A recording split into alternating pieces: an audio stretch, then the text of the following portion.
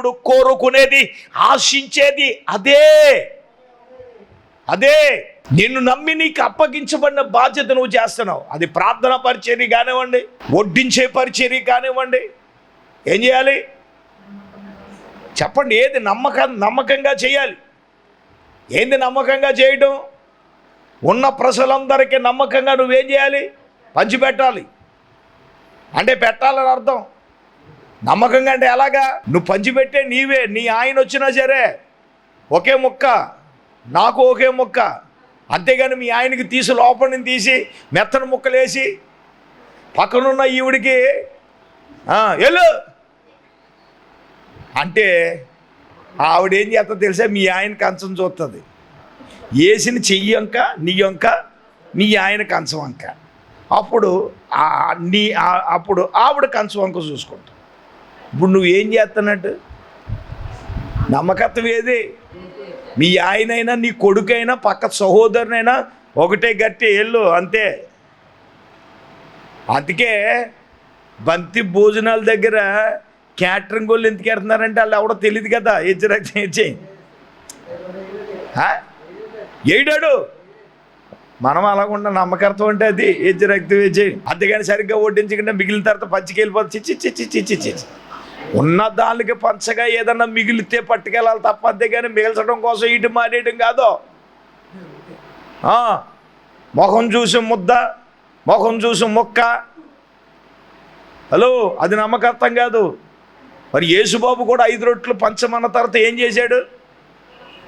ఎవరికాడ పట్టుకోమన్నాడా? నమ్మకత్వం బోధించుచున్న నాకు నమ్మకత్వం కావాలి, వింటున్న మీకు నమ్మకత్వం కావాలి. అది దేవుడు చూస్తున్నాడు. అది బోధించే నాలో నమ్మకత్వం కావాలి. నేను నమ్మకంగా చేస్తున్నానా లేదా? మీ ఎడల నీ నమ్మకంగా ఉంటున్నానా లేదా? దశమ భాగము నేను నమ్మకంగా తీస్తున్నానా లేదా?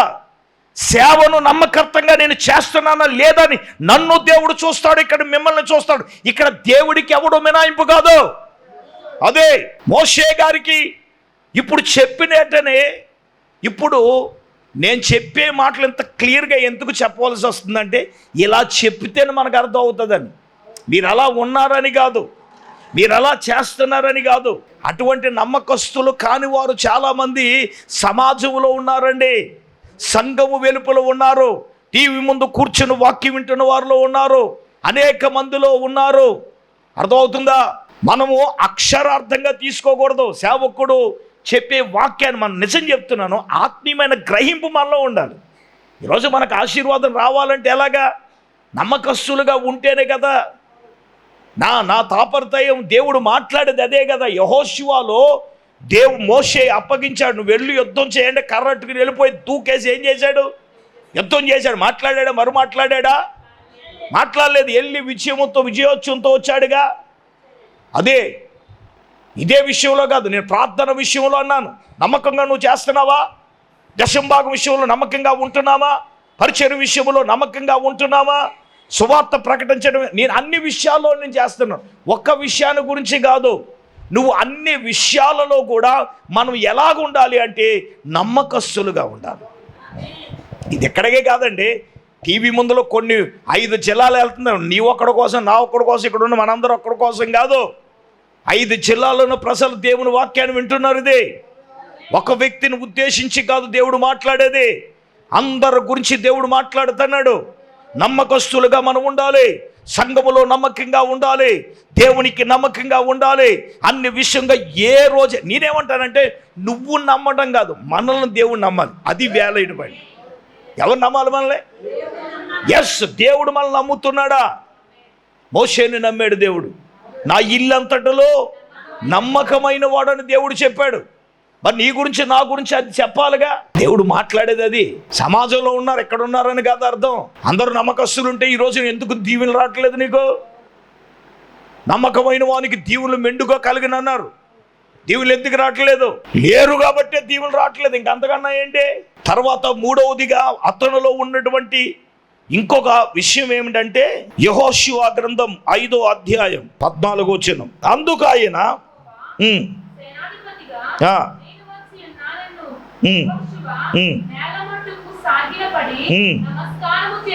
ఓకే,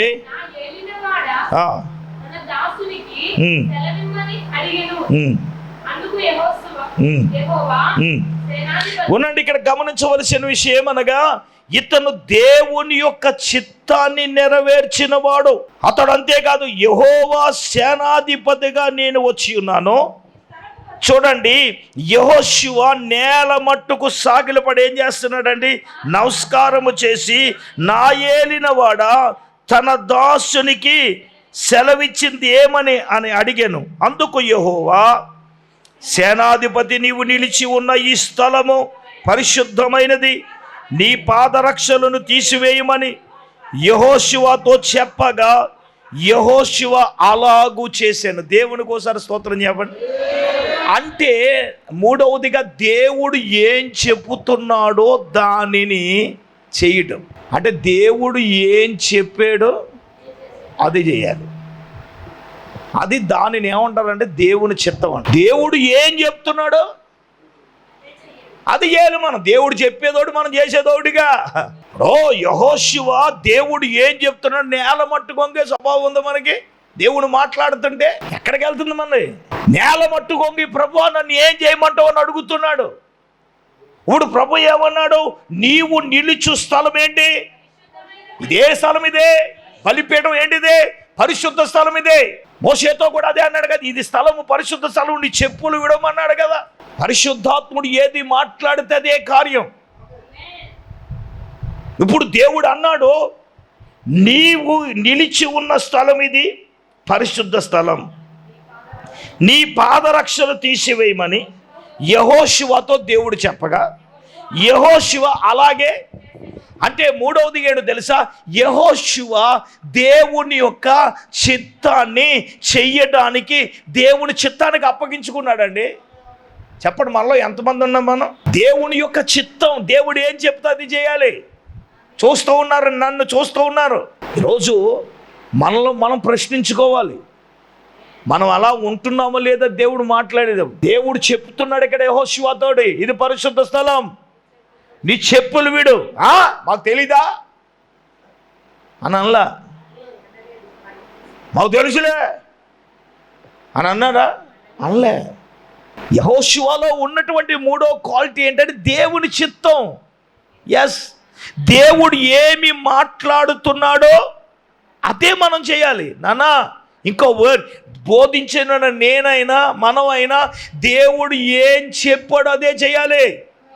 ఒక మనిషి చెప్పింది అవసరం లేదు. అందుకే నేను చెప్పిన వాక్యం ఉందా లేదా రెఫరెన్స్ లేకుండా ఎప్పుడు చెప్పనండి. ప్రభు నాకు బయలుపరిచేశాడు, ఇది చెయ్యండి అని రుద్దే వ్యవహారం ఉండదు. మాట్లాడే ప్రతి మాటకి లేఖనాధారం, అది నా నోట నుండి వచ్చింది కాదు, దేవుని నోట నుండి వచ్చిన మాట అదే. అది మనం చెయ్యాలి నాన్న. మనం వచ్చేది అందుకోసమే. ఇక్కడ నువ్వు వచ్చేది నీ ఇష్టానుసారంగా చేత. అందుకే నేను అంటున్నాను, నువ్వు ప్రభువుకు నువ్వు కావాల్సింది ఏంటో తెలుసా? తండ్రి చిత్తం చేస్తేనే నువ్వు ప్రభువుకు కావాలి. ఆయన ఏమన్నాడు? ప్రభువా ప్రభువా అని పిలిచిన ప్రతివాడు. చూడండి ఒకసారి మత్తయి సువార్తలో యేసు ప్రభు ఏమన్నాడు చూడండి. మత్తయి సువార్త తీయాలి, మీరు తీస్తే లేఖనాలు చూస్తే 5వ అధ్యాయం. ప్రభువా ప్రభువా అని పిలిచి ప్రతివాడు 7వ అధ్యాయము 21 వచనం చదవండి. మత్తయి సువార్త 7:21. ప్రభువా ప్రభువా అని నన్ను పిలిచు ప్రతివాడును పరలోక రాజ్యములో ప్రవేశించుడు గాని పరలోకమందున్న నా తండ్రి చిత్త ప్రకారము చేయువాడే ప్రవేశించు. అందుకే అన్నానంట, అనేక దినమందు అనేకులు నన్ను చూచి ప్రభువా నీ నామమున మేమేం చేయలేదు,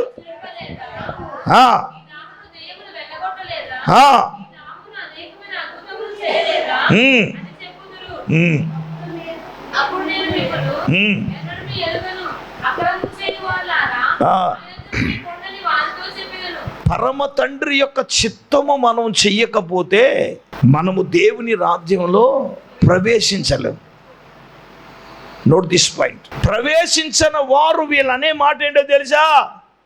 నీ నామమును మేము ప్రవచించలేదా, నీ నామమును బట్టి మేము దెయ్యాలు వెలగొట్టలేదా, నీ నామమును బట్టి ఏం చేయలేదు, మేము అద్భుతాలు చేయలేదా? అంటే ఈ చేసేవాళ్ళు ఎవరు? సేవకులే. దెయ్యాలు వెలగొట్టేవాడైనా, ప్రవచనాలు ప్రవచించేవాడైనా, లేకపోతే ఇప్పుడు మనం పరిగెట్టిపోతున్నాం కదా, ఎన్నో అద్భుతాలు అయ్యగారు అత్తవేత్తే ఎన్నో అద్భుతాలు జరిగిపోతున్నాయి. అయ్యగారు కింద నుంచి పైదాకా కడిగేస్తారు. ఏ అయ్యగారు కూడా విరవబడితే అలాగనంటే సేవకులు ఏంటి నా పేనాన పడేస్తావు అంటే వాక్యంలో ఉంది నాన్న. నువ్వు అనొచ్చు. చూడండి, నోవాహు ఓడ కట్టి ముందు ప్రకటించాడు. ప్రవేశించాడా? ప్రవేశించలేదు. జలపోలు వచ్చి ముడుగుపోతాడు. నోవా, నేను గుమ్మం పెట్టాను అయ్యా, నేను కీలు పోసాను రా అన్నారు. రక్తం తలుపు వేసిన తర్వాత నువ్వెవడో వాళ్ళెవరో ఎవరికి ఏంటి తెలుస్తుంది? తెలియదు కదా. తెలుసుదా? తెలియదు కదా. మరి తండ్రి చిత్తం చేస్తేనే సెట్ అవుతుంది. మనం ఎన్ని అనుకున్నా ఏం సెట్ అవుదా బాయ్? నువ్వేదైనా అనుకో, పరలోక రాజ్యంలో ప్రవేశం లేకపోతే అందుకంత దజ్జగా చెప్పాను. దేవునికి స్తోత్రం, హల్లెలూయా. అర్థమవుతుందా? దేవుడు అభిలేషం చేసేది ఏంటంటే తండ్రి చిత్తం. తండ్రి ఏం చెప్తున్నాడో అది చేయాలి. ఆయన తండ్రి చిత్తమును చేయకూడదని కానీ నా అంతటా నేనేమి చేయను. తండ్రి చిత్తమే నా జీవితంలో చేయాలి. ప్రభువు మాట్లాడుతున్న మాట అది. ఈరోజు ఎవరిని ఉద్దేశించి కాదు ఇది. ఎక్కడున్నా మనం అందరం తండ్రి చిత్తం చేసే ప్రతి ఒక్కళ్ళు చేస్తున్నామా లేదా అనేది. ఇది ఒక వ్యక్తిని ఉద్దేశించి కాదు. అదే 100% చెప్పగలవా? నేను అడుగుతే నువ్వేం చెప్పగలవు? నేను మిమ్మల్ని నిలదీసి అడిగితే దేవుని చిత్తం చేస్తున్నానంటే నేను అడిగితే మీరు చెప్పగలరా? ఏమో బాబు అంటే మన స్వశక్తం ఉంది కదా, మనం ఎలా చెప్పగలం? చెప్పండి, ఎలా చెప్పగలం దేవుని చిత్తమని? నువ్వు అమాయకంగా చెప్పేది ఏంటంటే ఇల్లు కట్టమని నువ్వు దేవుడిని అడగకుండా, దేవుడు చెప్పకుండా నీ దగ్గర ఏదో డబ్బులు ఉన్నాయని బులబాటంగా రాళ్ళు లాంటి ఇల్లు, గట్లాంటి ఇల్లు పీకేసి నీ దగ్గర ఉన్న డబ్బులతో బేస్మెంట్ వేసేసి గవర్నమెంట్ వాడు లోన్ ఇవ్వక అప్పు అడిగితే ఇవ్వలేక దాన్ని అలా వదిలేసి యాపిల్ల ఇల్లు అలాగే ఎందుకు ఉండిపోయిందంటే అది దేవుని చిత్తం? చెప్పండి. అలాగంటే మనం మా పేనర్ పెడతాడు. అసలు దాని అర్థం ఏంటి చెప్తాను వినండి. నువ్వు దేవుని చిత్తం అంటే తండ్రి అంటాడు నువ్వు ఇప్పు అన్నావు అనుకో, ఇప్పావు అనుకో, నీ దగ్గర డబ్బులు లేకపోయినా దేవుడు ఏం చేస్తాడు? నేను చెప్పేది అదమ్మా. దేవుడు చెప్తే నువ్వు చెయ్యి అంతే. నువ్వు ఆలోచనలో బుర్రలో పుట్టిందని నువ్వు చేసేసి దాన్ని దేవుని చిత్తానికి లింక్ ఎట్టేస్తే అది కుదరదు. ఏమన్నాడు? దేవుని చిత్తం అంటే అప్పులు ఇలాగుండా. అప్పుల్లో ఉండడం దేవుని చిత్తమా? నువ్వు బాధల్లో ఉండడం దేవుని చిత్తమా? అలా కాదు నాన్న, దేవుని చిత్తం అది కాదు. కుష్ఠరోగి వచ్చి అన్నాడు నీకు ఇష్టమైతే నన్ను బాగు చేయన్నాడు. ప్రభు ఏమన్నా నాకు ఇష్టం అన్నాడా? చెప్పండి, అన్నాడా లేదా? దాని అర్థం ఏంటి? నీకు ఇష్టం లేకపోతే నేను బతుకంద కుష్ఠరోగంగా ఉన్నాను. బతుకంద కుష్ఠరోగం ఉన్న దేవునికి ఇష్టమా? కాదు, నాకు ఇష్టమే. నువ్వు వెంటనే ఏమన్నాడు? అదమ్మా నేను చెప్పే బాధ అదే, నా బాధ అదే.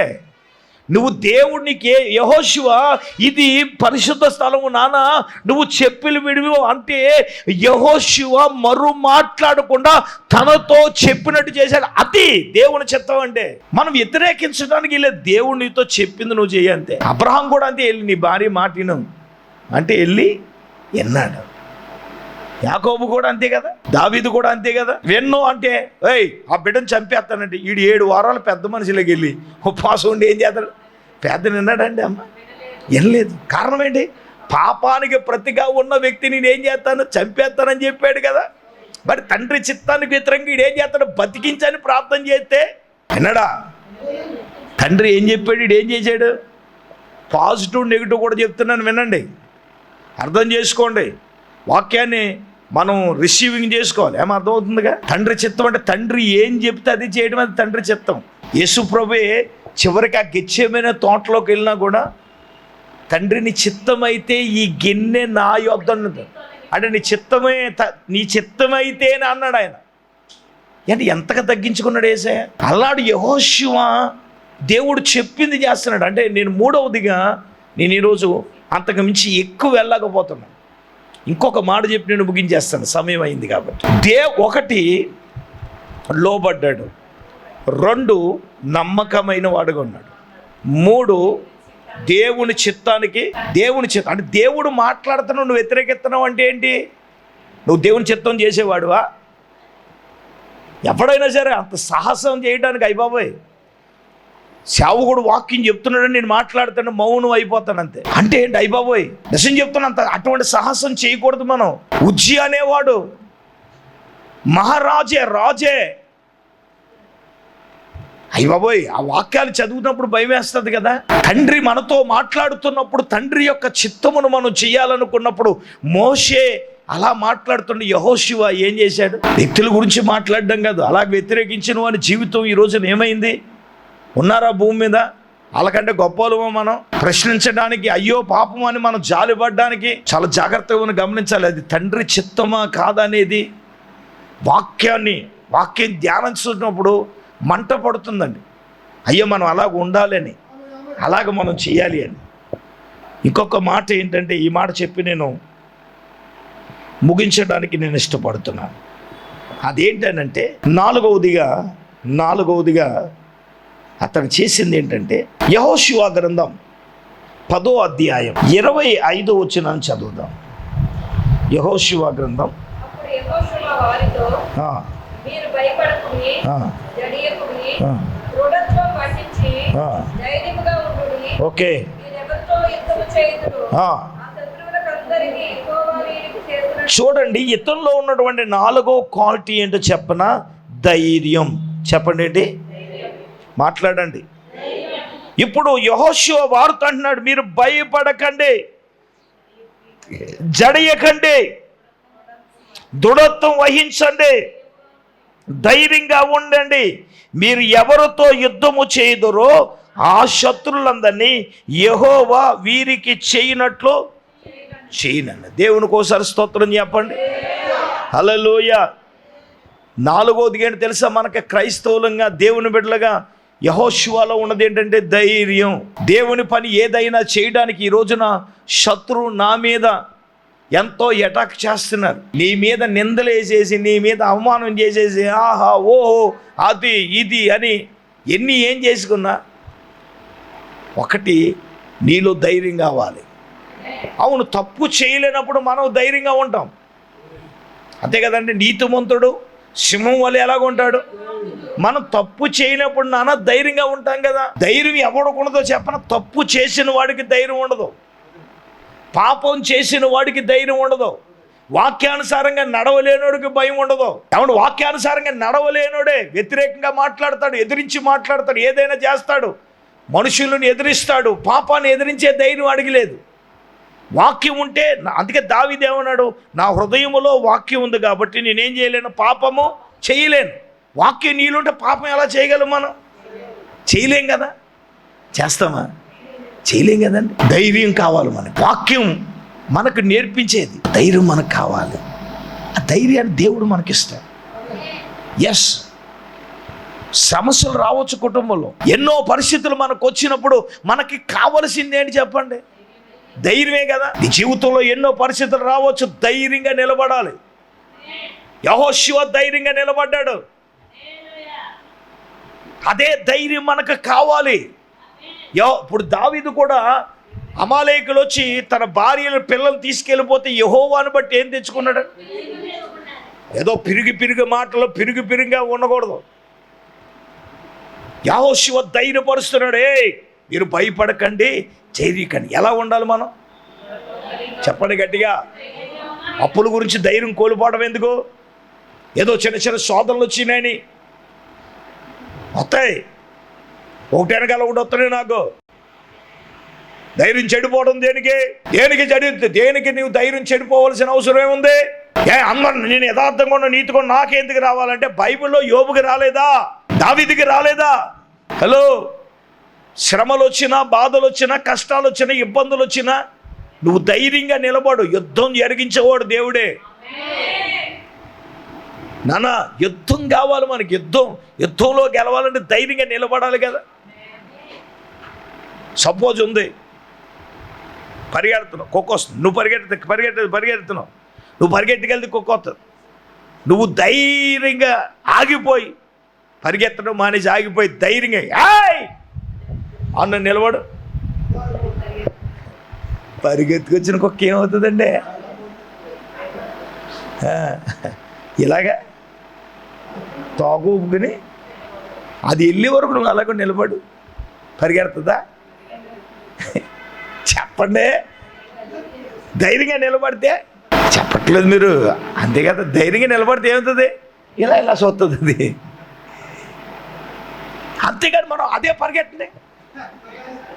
ఒకసారి మీటింగ్కి వెళ్ళినప్పుడు కుక్కలు వస్తాడు, రా రా అంటాడు మా వాడు కారు. ఎక్కడికి వస్తాయి? ధైర్యంగా నిలబడితే, సమస్యలకు నువ్వు ధైర్యంగా నిలబడితే పోరాడగలవు. సమస్యలు లేకుండా ధైర్యాన్ని కోల్పోకూడదు. నేను ముగిస్తున్నాను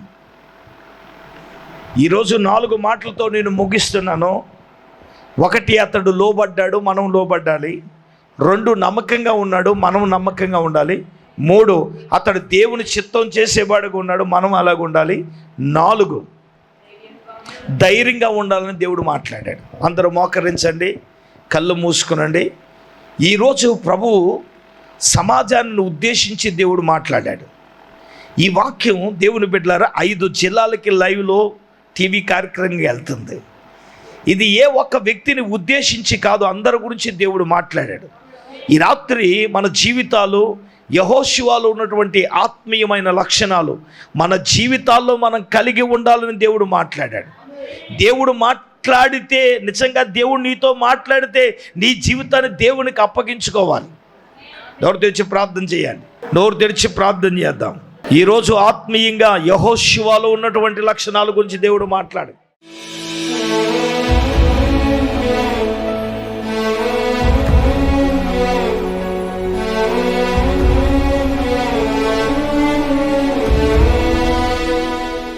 పరిశుద్ధుడు తండ్రి, మహోన్నతుడా, నీకు వందనాలు ప్రభా, స్తోత్రాలు నాయనా. యేసయ్యా, ఈ రాత్రి నాయన ఉపవాస కూడికలో నీ దాసును సేవకుని అభిషేకించి ప్రభా, అయ్యా నాయన నీ లేఖనాల ద్వారా, నీ వాక్యము ద్వారా మీరు మాతో మాట్లాడినందుకు స్తోత్రాలు నాయనా. అయ్యా నాయన యెహోషువలో ఉన్న నాయన కొన్ని ఆత్మీయ లక్షణాలు ప్రభా మేము తెలుసుకోవటానికి ప్రభా, అయ్యా నా తండ్రి నీకు స్తోత్రాలు ప్రభా. నీ వాక్యము ద్వారా ఎంతో స్పష్టంగా మీరు మాతో మాట్లాడినందుకు స్తోత్రాలు తండ్రి. అయ్యా నాయనా నా తండ్రి, మోషే అప్పగించిన ప్రకారముగా నాయనా యెహోషువ ఏది చేయకుండా ఆపలేదని నాయనా, అయ్యా నా తండ్రి నీకు స్తోత్రాలు. ఆజ్ఞాపించిన ప్రకారముగా లోబడి చేశాడు తండ్రి. నాయనా నీకు స్తోత్రాలు ప్రభా. నీ పిల్లలమైన మేము, నీ బిడ్డలమైన మేము నాయనా నీ మాటకు లోబడాలి, నీకు ఉపదేశానికి లోబడాలి, నీ వాక్యానికి లోబడాలి ప్రభా. నాయనా యెహోషువ అలా లోబడి నాయనా, అయ్యా నా తండ్రి నీకు స్తోత్రాలు. అతనికి అప్పగించిన పనిని అయ్యా చేస్తూ ఉన్నాడు తండ్రి, నీ కొందనాలు ప్రభా. ఒక్కడి కూడా విడిచిపెట్టలేదని నాయనా నీ వాక్యము ద్వారా మీరు మాతో మాట్లాడారు తండ్రి, నీకు వందనాలు. యేసయ్యా నా తండ్రి, రాత్రి ప్రభా అటువంటి నాయనా అయ్యా నాయన మంచి లక్షణాలను మేము కలిగి జీవించడానికి సహాయము దయచేయండి నాయనా, నీకు వందనాలు. అయ్యా నాయన అతడు ఎంతో నమ్మకంగా పనిచేశాడు ప్రభా. అయ్యా నమ్మకమైన వ్యక్తిగా ఉన్నాడని నాయన నీ మందిరములో అయ్యా మేము ఏ పరిచర్య చేసినా ఆ పరిచర్యలో నమ్మకంగా ఉండాలని ప్రభా ఈ రాత్రి నీ సేవకుల్లోంచి మాతో మాట్లాడావు తండ్రి. అయ్యా మమ్మల్ని మేము పరిశీలించుకొని పరీక్షించుకొని ప్రభా, అయ్యా నీ వాక్యానికి ఉపదేశానికి అప్పగించుకొని ప్రభా, అయ్యా నాయన నీకు నచ్చినట్లుగా ప్రభా, నీవు మెచ్చుకున్నట్లుగా నాయన అయ్యా నీ దృష్టికి మేము యోగ్యులుగా ప్రభా, నమ్మకస్తులుగా అయ్యా పనిలో ఉండటానికి సహాయము దయచేయండి నాయన. అయ్యా నా తండ్రి నీకు స్తోత్రాలు. ప్రతి ఒక్కరికి ఏదొక పరిచయం, ఏదొక వరాన్ని, ఏదొక నాయన నా తండ్రి నీకు స్తోత్రాలు. కృపను నీవు ఇస్తున్నావు తండ్రి, నీకు వందనాలు. అయ్యా నాయన వరములు ఆ తలాంతుల్లో మేము నమ్మకంగా పరిచర్య చేయటానికి నీ కృప దయచేయమని ప్రార్థన చేస్తూ ఉన్నాను తండ్రి, నీకు వందనాలు. అయ్యా యెహోషువ నీ చిత్తానికి అప్పగించుకున్నాడు ప్రభా.